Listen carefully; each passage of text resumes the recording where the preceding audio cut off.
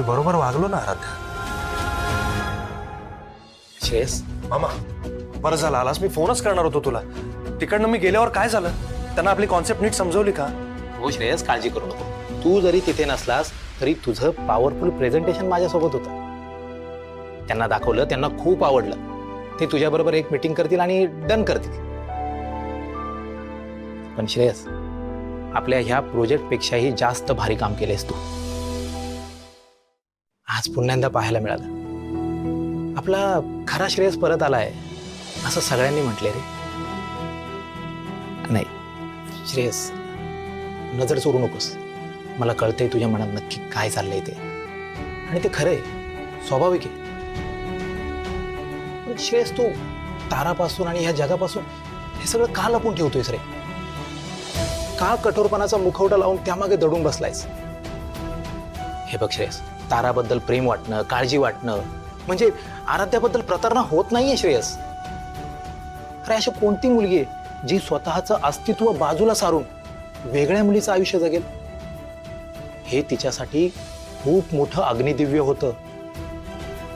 श्रेयस, तारा फक्त तुझा जीव वाचावा म्हणून इथे आली होती. याची जाणीव ठेव. आणि याची जाणीव जर तुला होत असेल ना, तर मोकळ्या मनाने मान्य कर. नको स्वतःला त्रास करून घेऊ. मान्य कर श्रेयस. मामा, हे जे काही तुझ्या मनात आहे ना, ते तू माझ्याकडून वदवून घ्यायचा प्रयत्न करतोयस. माझ्या मनात अशी कुठलीही भावना नाहीये. ताराबद्दल माझ्या मनात कुठलीही आपुलकी नाहीये. ठीक आहे श्रेयस, काळच ठरवेल. पण श्रेयस, सत्य जास्त काळ लपून राहत नाही याची तुला आठवण करून देतो. आलो.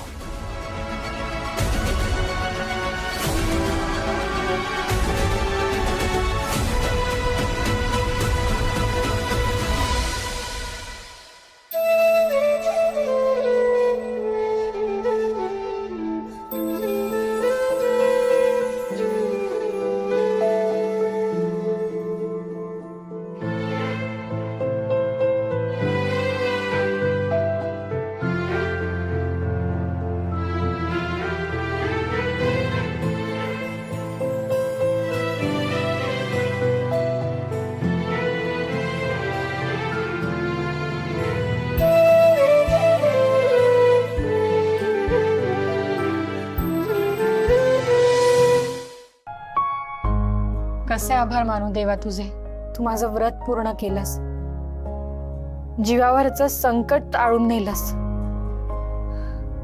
आणि मुख्य म्हणजे तेव्हा तुझ्या श्रेयसच्या काळजाला पाझर फुटायला सुरुवात झाली. अगं, ऐन वेळी मीटिंग अर्धवट टाकून तुझ्यासाठी धावत आला तो, आणि स्वतः